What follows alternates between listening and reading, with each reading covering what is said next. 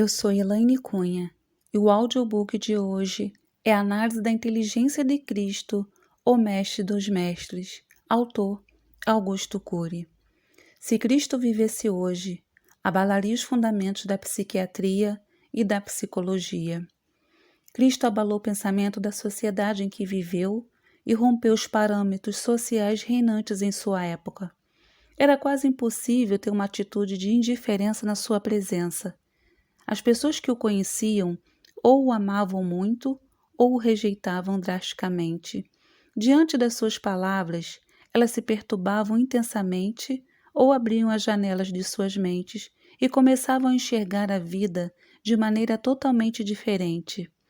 Se ele tivesse vivido nos dias de hoje, causaria turbulência social, chocaria a política e a ciência. Suas ideias continuam intrigantes na atualidade? Será que seus pensamentos abalaram a sociedade em que viveu em razão de falta de cultura de sua época ou ainda hoje perturbariam os intelectuais e os pensamentos acadêmicos? Que dimensão têm os seus pensamentos? Que alcance tem o seu propósito e o seu projeto transcendental? Responder essas perguntas é muito importante. Este é o objetivo destes e de 2 capítulos seguintes. Temos de investigar se o pensamento de Cristo não foi superdimensionado ao longo do tempo. Ele discursou com eloquência sobre a ansiedade, mas que impacto tem seu discurso sobre o prazer pleno na psiquiatria? Para respondermos a essas perguntas, devemos simular algumas situações. Precisamos transportar Cristo para os dias de hoje, imaginá-lo reagindo e proferindo suas palavras em diversos eventos da sociedade moderna. E temos de imaginar uma sociedade desprovida de qualquer cultura cristã. Vejamos algumas situações possíveis. A intrepidez de Cristo, o discurso do prazer pleno. Vamos imaginar Cristo participando de um congresso internacional da psiquiatria, cujos temas principais são a incidência, as causas e o tratamento das doenças depressivas. Milhares de psiquiatras estão reunidos. Diversos conferencistas discorrem sobre os sintomas básicos dos episódios depressivos, sobre o efeito dos antidepressivos e sobre o metabolismo dos neurotransmissores como a serotonina na gênese das depressões. Não há grande novidade, mas todos estão ali reunidos tentando garimpar algumas ideias novas. Ali se encontram também alguns psicoterapeutas abordando as técnicas mais eficientes no tratamento dessas doenças. Quem mais está naquele congresso? Sem dúvida, os representantes da indústria farmacêutica. Não devemos nos esquecer de que bilhões de dólares são gastos anualmente no tratamento farmacoterápico, medicamentoso das depressões. Portanto, os grandes laboratórios estão ali, bem representados, fornecendo um rico material didático para evidenciar que o seu antidepressivo é o mais eficiente e o que produz menos efeitos colaterais. Uma verdadeira guerra científica e comercial é travada nesse evento. Agora, vamos recordar alguns pensamentos de Cristo que foram expostos por ocasião do grande dia da festa do Tabernáculo, uma comemoração anual da tradição judaica. Jesus proferiu pensamentos que abalaram a inteligência de todas as pessoas presentes naquela ocasião. Na época, escribas e fariseus já tensionavam matá-lo. Ele já havia corrido sérios riscos de ser apedrejado. Reuniões eram feitas para saber como prendê-lo e tirar-lhe a vida. A melhor atitude que Cristo poderia assumir era se ocultar, não estar presente naquela festa ou, se estivesse, comportar-se silenciosamente com o máximo de discrição. Todavia, a sua coragem era impressionante, como se o medo fosse uma palavra excluída do dicionário de sua vida. Quando todos pensavam que, diante daquela delicada situação, ele ficaria em silêncio, no último dia da festa, ele se levantou e, com intrepidez, bradou em voz altissonante para toda a multidão: Se alguém tem sede, venha a mim e beba, porque quem crer em mim, do seu interior fluirão rios de águas vivas. João, capítulo 7, versículo 37 ao 39. Suas palavras ecoaram profundamente no âmago das pessoas que o ouviram, tanto das que o amavam quanto das que o odiavam. Todas ficaram atônitas, pois, mais uma vez, ele proferiu palavras incomuns e até inimagináveis. Cristo, naquele momento, não falou de regras de comportamento, de crítica à imoralidade, de conhecimento religioso. Discursou sobre a necessidade de termos prazer no seu mais pleno sentido. Teve a coragem de dizer que podia gerar no cerne do ser humano um prazer que flui continuamente, uma satisfação plena, um êxtase emocional capaz de resolver a angústia existencial das pessoas. Creio que suas palavras não têm precedente histórico, ou seja, ninguém jamais expressou pensamentos com esse conteúdo. Possivelmente, ele queria dizer que, apesar de todos estarem alegres no último dia da festa, no dia seguinte terminaria aquele ciclo festivo e então o prazer diminuiria e as tensões do dia a dia retornariam. Cristo tocava pouco na questão moral e muito nas raízes da psique humana, pois para ele aí estava o problema das misérias do ser humano. Ele dava a entender que sabia que a psique humana é um campo de energia que possui um fluxo contínuo e inevitável de pensamentos e emoções e que esse fluxo constitui a maior fonte de entretenimento humano. Porém, queria transformar essa fonte, enriquecê-la, torná-la estável e contínua. Em seu sofisticado diálogo com a samaritana, abordou o enriquecimento desse fluxo vital em contraste com a insatisfação existencial produzida pelo insucesso humano ao tentar conquistar uma fonte contínua de prazer. O homem saudável. Agora retornaremos ao nosso congresso de psiquiatria e imaginemos Cristo proferindo as mesmas palavras. É o último dia do congresso. O mais proeminente catedrático discursa na mais interessante conferência sobre a depressão. O auditório está cheio, a plateia está atenta. O conferencista termina sua palestra e inicia o debate sobre o assunto abordado.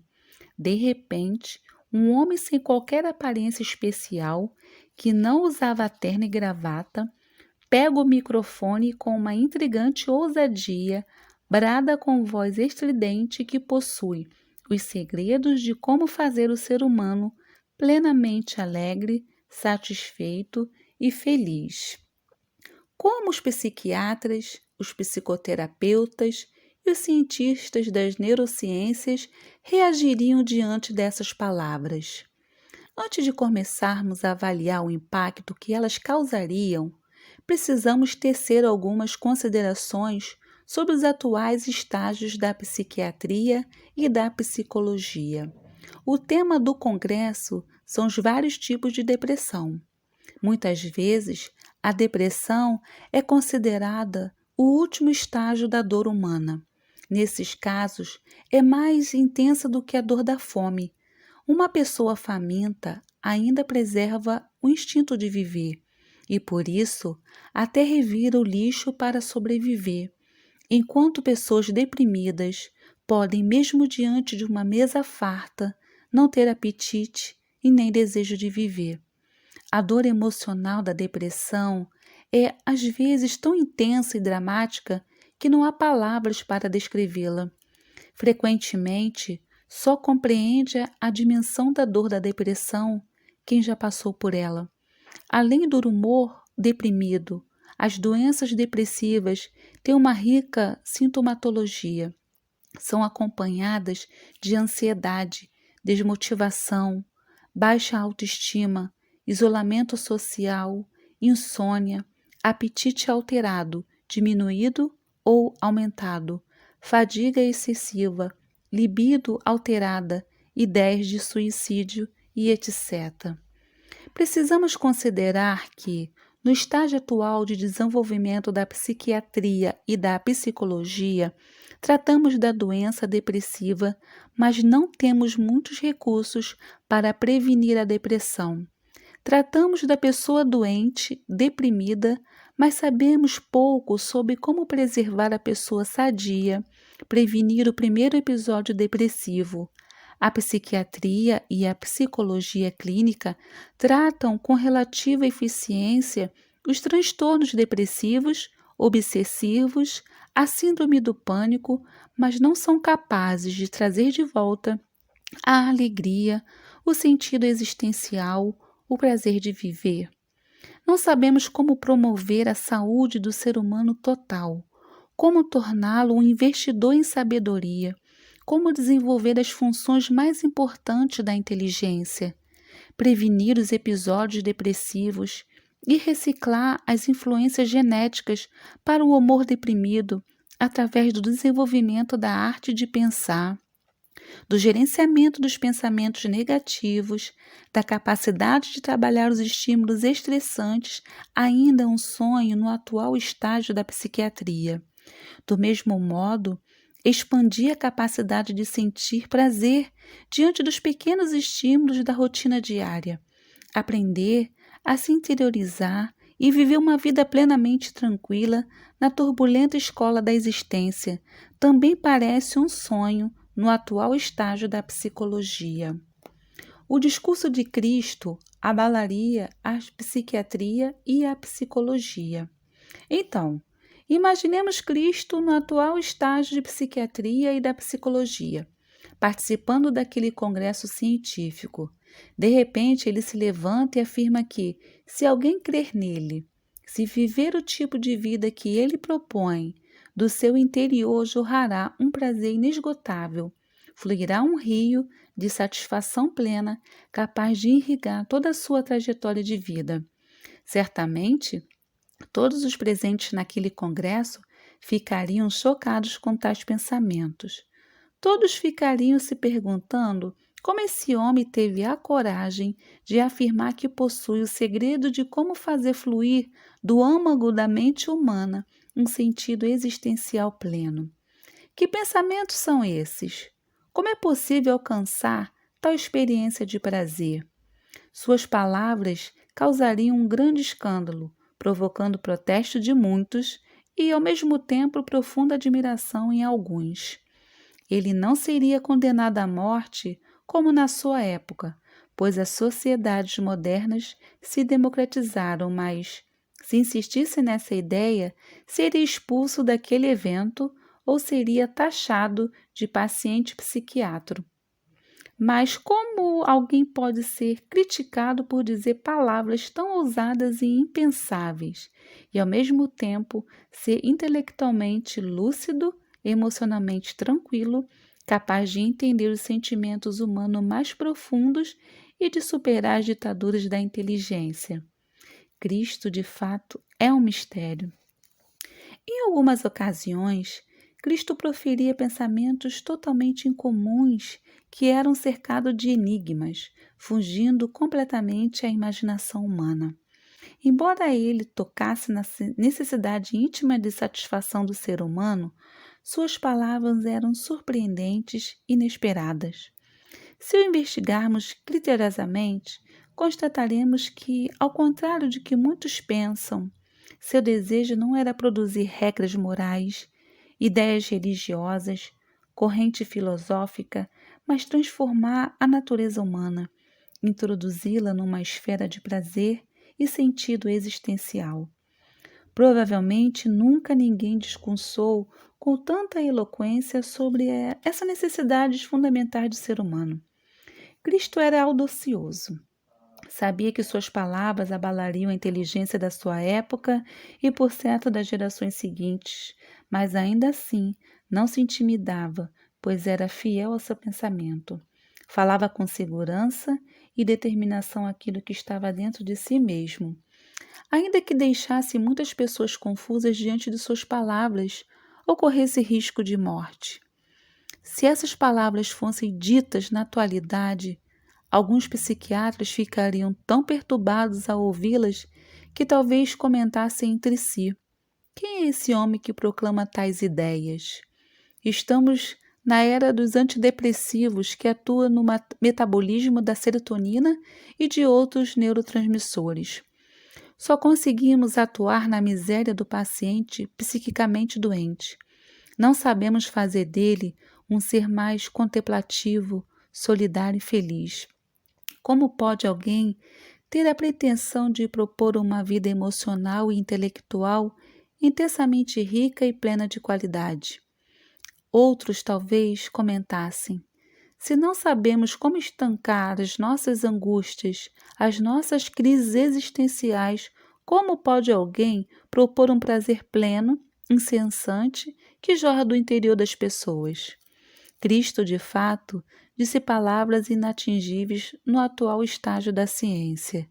Suas metas em relação ao prazer e ao sentido existencial são tão elevadas que representam um sonho ainda não sonhado pela psiquiatria e pela psicologia do século XXI.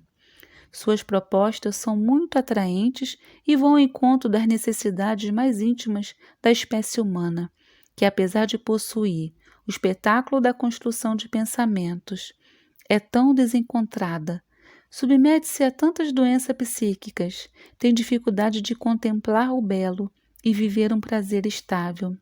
Crer ou não nas palavras de Cristo é uma questão pessoal, íntima, pois seus pensamentos fogem à investigação científica, extrapolam a esfera dos fenômenos observáveis. As ideias e as intenções de Cristo, ao mesmo tempo que representam uma belíssima poesia que qualquer ser humano gostaria de recitar, abalam a maneira como compreendemos a vida. Então, ela não apenas chocou profundamente a cultura da sua época, como, se tivesse vivido nos dias de hoje, também perturbaria a ciência e a cultura moderna.